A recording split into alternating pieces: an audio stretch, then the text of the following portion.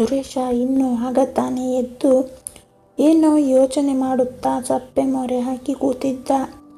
ಮನೆ ಮಾಲೀಕ ಬಂದಿದ್ದ. 3 ತಿಂಗಳಿಂದ ಬಾಡಿಗೆ ಕೊಟ್ಟಿಲ್ಲ. ಬೇರೆಯವರಿಗೆ ಮನೆ ಮಾರುತ್ತೇನೆ, ಬೇಗ ಖಾಲಿ ಮಾಡಿ ಹೇಳಿದ್ದ ಎಂದು ಹೆಂಡತಿ ನಿನ್ನೆನೆ ಎಚ್ಚರಿಸಿದ್ದಳು. ಗಿರಾಕಿ ಅಂಗಡಿಯವನ ಬಾಕಿ ಹಾಗೆ ಇದೆ.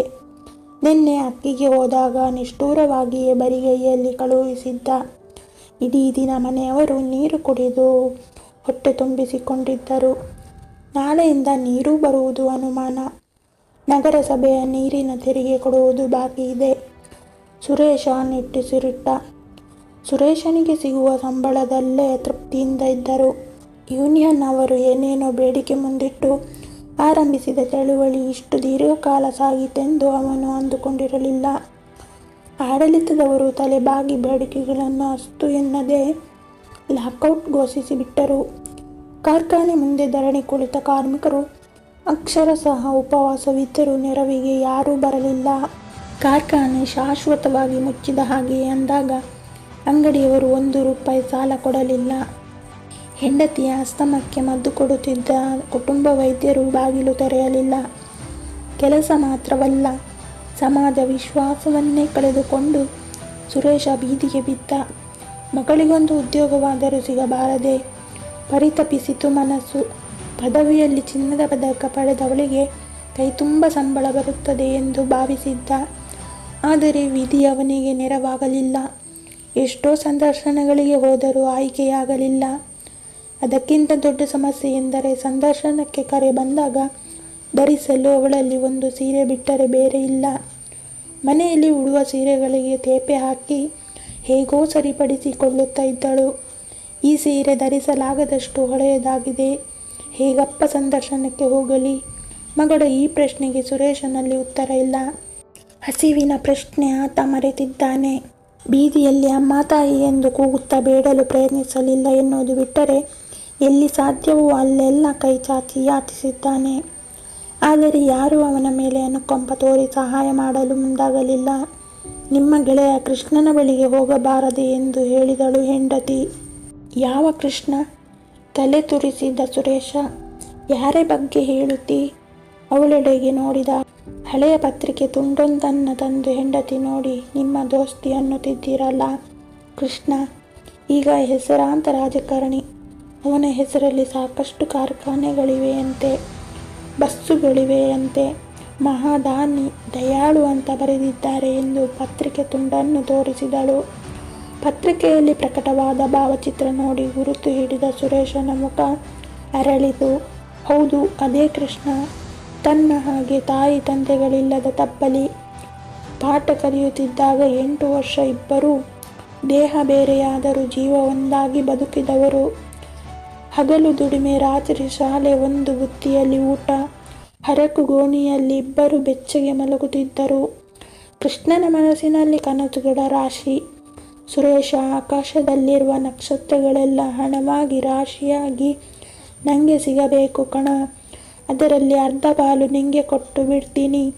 ಹಾಗೆ ನಿನ್ನದು ಏನಿದ್ರೂ ಅದರಲ್ಲಿ ನನಗೆ ಅರ್ಧ ಕೊಡಲು ಸಿದ್ಧನಿದ್ದೀಯ ಎಂದು ಕೇಳಿದ್ದ. ಸುಮ್ಮನಿರೋ, ನನ್ನದು ಏನಿದ್ರೂ ಅದು ನಿನಗೆ ಬೆಂದಿದ್ದ.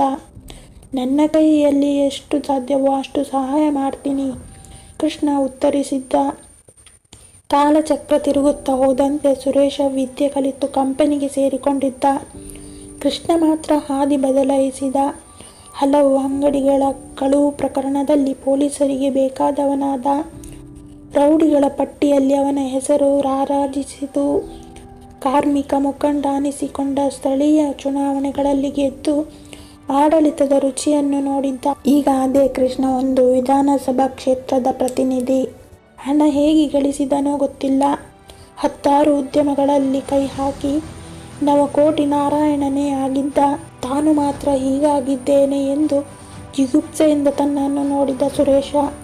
ಹೆಂಡತಿ ಮತ್ತೆ ಹೇಳಿದಳು, ಕಷ್ಟದಲ್ಲಿ ದಿನ ಕಳೆಯುತ್ತಿದ್ದೇವೆ. ಯಾವ ಕಾಲದಲ್ಲೂ ನಮಗೆ ನೆರವಾಗುವುದಾಗಿ ಕೃಷ್ಣ ಒಪ್ಪಿಕೊಂಡಿರುವುದನ್ನು ಹೇಳುತ್ತಲೇ ಬಂದಿದ್ದೀರಿ.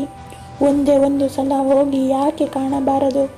ಅವರ ಕಂಪನಿಗಳಲ್ಲಿ ಮಗಳಿಗೊಂದು ಕೆಲಸ ಕೇಳಿ, ಕಾರ್ಖಾನೆಯ ಪುನರಾರಂಭಕ್ಕೆ ಪ್ರಯತ್ನಿಸಲು ಹೇಳಿ.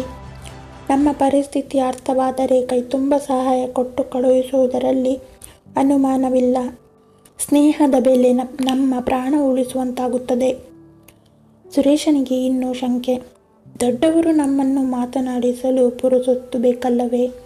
ಸುಮ್ಮನೆ ಹೋಗಿ ಬಂದೆನೆಂದು ಅನಿಸಬಾರದಲ್ಲ. ನನ್ನನ್ನು ಗುರುತಿಸದಿದ್ದರೆ ಅಷ್ಟು ವರ್ಷ ಜೊತೆಗಿದ್ದವನನ್ನು ಮರೆಯುತ್ತಾರೆಯೇ? ನಿಮ್ಮ ಸಂಕೋಚ ನನಗೆ ಅರ್ಥವಾಗುತ್ತದೆ. ನಿಮಗೆ ಧರಿಸಿಕೊಂಡು ಹೋಗಲು ಒಳ್ಳೆಯ ಬಟ್ಟೆಗಳಿಲ್ಲ. ಹೆಂಡತಿ ನಕ್ಕು ತನ್ನ ಕೊರಳಿನಿಂದ ಹಳದಿ ಬಣ್ಣದ ದಾರದಲ್ಲಿ ನೇತಾಡುತ್ತಿರುವ ಚಿನ್ನದ ತಾಳಿಯನ್ನು ಬಿಚ್ಚಿ ಗಂಡನ ಅಂಗೈಯಲ್ಲಿಟ್ಟಳು. ಇದೇಕೆ? ಏಕೆ ಹೇಳು? ಚೇಳು ಹಿಡಿದವರಂತೆ ಬೆಚ್ಚಿ ಬಿದ್ದು ಕೇಳಿದ ಸುರೇಶ. ಗಿರವಿ ಅಂಗಡಿಯಲ್ಲಿಟ್ಟು ಹಣ ತೆಗೆದುಕೊಳ್ಳಿ.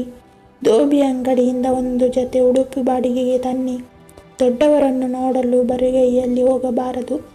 ನಿಮ್ಮ ಗೆಳೆಯನಿಗೆ ಬಾಳೆಹಣ್ಣುಗಳೆಂದರೆ ಪ್ರೀತಿ ಎನ್ನುತ್ತಿದ್ದೀರಿ.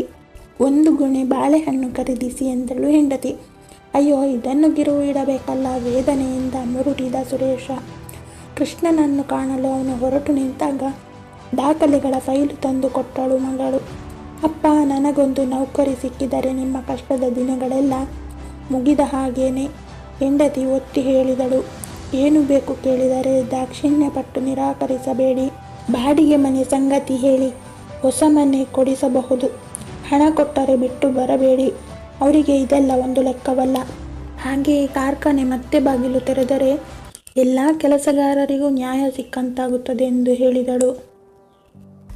ಸುರೇಶ ಎಲ್ಲ ಮಾತಿಗೂ ಗೋಣು ಆಡಿಸಿ ಜೀವದ ಗೆಳೆಯನ ಬಂಗಲೆಯ ಬಾಗಿಲಿಗೆ ಬಂದ. ಕೋವಿ ಹಿಡಿದು ನಿಂತ ಕಾವಲುಗಾರ ಒಳಗೆ ಬಿಡಲು ಒಪ್ಪಲಿಲ್ಲ. ಸಾಹೇಬರು ನನ್ನ ಚಡ್ಡಿ ದೋಸ್ತು ಕಣಯ್ಯ. ನೋಡು, ಶಾಲೆಯಲ್ಲಿ ನಾನು ಮತ್ತು ಅವರು ಒಟ್ಟಿಗೆ ನಿಂತಾಗ ತೆಗೆಸಿದ ಫೋಟೋ. ಬೆತ್ತಿನಿಂದ ಫೋಟೋ ತೆಗೆದು ತೋರಿಸಿದ ಸುರೇಶ.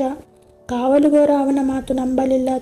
ಥೂ, ನಿನ್ನಂಥವನೊಂದಿಗೆ ಸಾಹೇಬರಿಗೆ ದೋಸ್ತಿ ಇತ್ತ? ನಂಬುವಂತಹ ಮಾತು ಹೇಳು. ಮೊದಲು ನಡೆ ಇಲ್ಲಿಂದ ಎಂದು ಜೋರು ಮಾಡಿದ. ಸುರೇಶ ಕಾವಲುಗಾರನಿಗೆ ಕೈ ಮುಗಿದು ಕಾಲು ಹಿಡಿದು ಬೇಡಿಕೊಂಡ. ಅವನಿಗೆ ಮನ ಕರಗಿತು. ಒಳಗೆ ಹೋಗಿ ಕೇಳಿ ಬಂದ ಮೇಲೆ ಸಾಹೇಬರ ಭೇಟಿಗೆ ಅನುಮತಿ ನೀಡಿದ. ಆದರೆ ಆಶ್ಚರ್ಯ, ಸುರೇಶ ಯಾರೆಂಬ ನೆನಪೇ ಇಲ್ಲ ಕೃಷ್ಣನಿಗೆ. ಚಡ್ಡಿ ದೋಸ್ತ ಅಂತ ಹೇಳಿಕೊಂಡು ದಿನ 1000 ಜನ ಬರ್ತಾರೆ, ಹಣ ಕೇಳ್ತಾರೆ. ಕೊಟ್ಟು ಸಾಲಗಾರನಾಗಿದ್ದೇನೆ. ಗಾಜಿನ ಲೋಟದಿಂದ ಬ್ರ್ಯಾಂಡಿ ಗುಟುಗರಿಸುತ್ತಾ ತಿರಸ್ಕಾರದಿಂದಲೇ ಮಾತನಾಡಿಸಿದ ಸುರೇಶ. ಬಾಳೆಹಣ್ಣಿನ ಗೊನೆಯನ್ನು ಎದುರುಗಿರಿಸಿದ. ಊರ ರಥೋತ್ಸವದ ದಿನ ರಥದ ಮೇಲೆ ಜನ ಎಸೆಯುವ ಬಾಳೆಹಣ್ಣು ಆರಿಸಲು ನಾವಿಬ್ಬರು ಮುಗಿಬೀಳುತ್ತಿದ್ದೆವಲ್ಲ. ನಿಮಗೆ ಬಾಳೆಹಣ್ಣೆಂದರೆ ಆಗಲೇ ತುಂಬ ಪ್ರೀತಿ ಅಂತ ಗೊನೆಯನ್ನೇ ತಂದಿದ್ದೇನೆ ಎಂದ. ಕೃಷ್ಣ ಬಾಳೆಗೊನೆಯತ್ತ ತಿರುಗಿಯೂ ನೋಡಲಿಲ್ಲ. ಯಾಕೆ ಬಂದದ್ದು ಎಂದು ಕೇಳಿದ. ಮಗಳಿಗೊಂದು ಕೆಲಸ ಬೇಕಿತ್ತು. ರ್ಯಾಂಕ್ ವಿಜೇತೆ ದಾಖಲೆಗಳನ್ನು ಸುರೇಶ ತೆರೆದ. ಎದುರಲ್ಲೇ ಇತ್ತು ಮಗಳು ಮಂದಾಕಿನಿಯ ಫೋಟೋ. ತುಂಬ ಹೊತ್ತು ಅದನ್ನೇ ನೋಡಿದ ಕೃಷ್ಣ. ಎಲ್ಲಿ ನಿನ್ನ ಮನೆ ಎಂದು ಕೇಳಿದ. ಸುರೇಶ ತನ್ನ ವಿಳಾಸ ತಿಳಿಸುತ್ತಾ, ಮನೆ ಅಂತ ಇಲ್ಲ, ಬಾಡಿಗೆಯ ಹರಕು ಕುಟೀರ. ಕಾರ್ಖಾನೆ ಲಾಕೌಟ್ ಆದಾಗಿನಿಂದ ಜೀವನವೇ ಕಷ್ಟವಾಗಿದೆ. ಸಾಲವೂ ಆಗಿದೆ. ಒಂದೊಂದಾಗಿ ಕಷ್ಟ ಹೇಳಿದ ಸುರೇಶ. ಭಾರತ ದೇಶಕ್ಕೆ ಸಾಲವಿದೆ. ನವಜಾತ ಶಿಶುವಿನ ತಲೆಯ ಮೇಲೂ ಅದರ ಭಾರವಿದೆ. ವ್ಯಂಗ್ಯವಾಗಿ ಹೇಳಿದ ಕೃಷ್ಣ ಎದ್ದು ನಿಂತ. ಸುರೇಶನಿಗೆ ಅದು ಹೊರಡಲು ಸೂಚನೆ. ಯಾವ ಆಶ್ವಾಸನೆಯನ್ನು ಪಡೆಯದೆ ಕೃಷ್ಣನ ಬಂಗಲೆಯಿಂದ ಹೊರಬಂದ ಸುರೇಶ. ಕೃಷ್ಣ ಕುಳಿತಿದ್ದ ಆಧುನಿಕ ಕಾರು ಸುಯ್ ಎಂದು ಹೊರಗೆ ಬಂದಿತು. ಸುರೇಶನನ್ನು ದಾರಿಕೊಂಡು ಮುಂದೆ ಹೋಯಿತು. ಹಸಿವಿನಿಂದ ನಿತ್ರಾಣಗೊಂಡ ಸುರೇಶನಿಗೆ ಒಂದು ಹೆಜ್ಜೆ ಮುಂದಿಡಲು ಶಕ್ತಿ ಇರಲಿಲ್ಲ. ಕಿಸೆ ಖಾಲಿಯಾಗಿತ್ತು. ಕಾಲೆಳೆದುಕೊಂಡು ಮುಂದೆ ಹೊರಟ. ಮನೆಗೆ ತಲುಪಿದಾಗ ಮುಸ್ಸಂಜೆ ಹೊತ್ತು. ಅಂಗಳದಲ್ಲಿ ಕಾರೊಂದು ಬಂದು ನಿಂತ ಗುರುತುಗಳಿದ್ದವು. ಯಾರು ಬಂದಿದ್ದರು? ಕಾರಿನ ಗುರುತಿದೆ ಎಂದು ಕೇಳಿದ. ಅದೇ ನಿಮ್ಮ ಪ್ರಾಣ ಸ್ನೇಹಿತ ಕೃಷ್ಣ. ಸುರೇಶನ ಹೆಂಡತಿ ರೋಷದಿಂದ ಹೇಳಿದಳು. ಹೌದೇ, ಕೃಷ್ಣ ಬಂದಿದ್ದಾನೆ. ಏನು ಕೊಟ್ಟು ಹೋದ? ಸುರೇಶನ ಮುಖ ಅರಳಿತು. ಕೊಡುವುದೇ? ಒಳಗೆ ಹೋಗಿ ನೋಡಿ ಗೊತ್ತಾಗುತ್ತದೆ ಹೇಳಿದಳು ಹೆಂಡತಿ. ಸುರೇಶ ಒಳಗೆ ಹೋದ. ಹರಕು ಚಾಪೆಯಲ್ಲಿ ಮುದುಡಿ ಮಲಗಿದ್ದಳು ಮಗಳು. ಅವಳು ಧರಿಸಿದ್ದ ಸೀರೆ ಇನ್ನಷ್ಟು ಚಿಂದಿಯಾಗಿರುವಂತೆ. ಆಕೆ ಏಕೋ ಜರ್ಜಿಟ್ಟಳಾಗಿದ್ದವಳ ಹಾಗೆ ಕಾಣಿಸಿತು. ಸುರೇಶನಿಗೆ ಮಗಳೇ ಎಂದು ಕರೆದ ಮಗಳು ಎದ್ದು ಕೂರಲು ಪ್ರಯತ್ನಿಸಿ ಸೋತಳು. ಕೈಗಳಿಂದ ಮುಖ ಮುಚ್ಚಿಕೊಂಡು ಬಿಕ್ಕಿ ಬಿಕ್ಕಿ ಅತ್ತಳು. ಯಾಕೆ ಕೃಷ್ಣ ಏನು ಹೇಳಿದ? ಕೆಲಸಕ್ಕೆ ಬಾ ಅಂದನಾ? ಕೇಳಿದ ಸುರೇಶ. ನೀವು ಅವನನ್ನು ಇಲ್ಲಿಗೆ ಕಳುಹಿಸಿದಿರಂತಲ್ಲ. ಒಳಗೆ ಬಂದವನೇ ಮಂದಕ್ಕಿಯನ್ನು ಅಪ್ಪಿಕೊಂಡು ಬೇಡ ಬೇಡ ಅಂದರು. ಅವಳ ಜೀವನವನ್ನೇ ಹಾಳು ಮಾಡಿಬಿಟ್ಟ. ನಾನು ತಡೆದರೆ ನಿನ್ನ ಗಂಡನೇ ನನ್ನ ಕಳುಹಿಸಿದ್ದಾನೆ. ಸುಮ್ಮನಿರು ಅಂತ ನನ್ನನ್ನು ಹೊರಗೆ ತಬ್ಬಿದ. ಹೋಗುವಾಗ ಇದನ್ನು ಕೊಟ್ಟು ಹೋದ.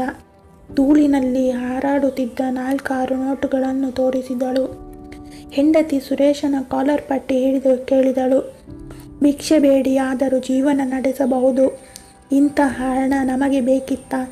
ಏಕೆ ಹೀಗೆ ಮಾಡಿದಿರಿ ಎಂದು ಬಿಕ್ಕಿ ಬಿಕ್ಕಿ ಅತ್ತಳು ಹೆಂಡತಿ. ಸುರೇಶ ಮಗಳ ಕಾಲು ಹಿಡಿದು ಅಲ್ಲಿ ನಡೆದ ವಿಷಯ ಹೇಳಿ, ನಾನು ಪಾಪಿ ತಂದೆಯಮ್ಮ. ನಾನು ಅವನಲ್ಲಿ ಸಹಾಯ ಕೇಳಲು ಹೋಗಬಾರದಿತ್ತು. ನನ್ನನ್ನು ಕ್ಷಮಿಸು ಮಗಳೇ. ನಾವು ಈ ಕೆಟ್ಟ ಸಮಾಜದಲ್ಲಿ ಬದುಕುವುದು ಬೇಡ ಎಂದು ಸುರೇಶನ ಕುಟುಂಬ ಆತ್ಮಹತ್ಯೆ ಮಾಡಿಕೊಂಡರು. ಆದರೆ ಪತ್ರಿಕೆಯಲ್ಲಿ ಪ್ರಕಟವಾದದ್ದು ಮಾತ್ರ ಕಾರ್ಖಾನೆ ಲಾಕೌಟ್ನಿಂದಾಗಿ ಸುರೇಶ ಎಂಬ ಕಾರ್ಮಿಕ ಕುಟುಂಬ ಆತ್ಮಹತ್ಯೆ ಮಾಡಿಕೊಂಡಿದೆ ಎಂದು.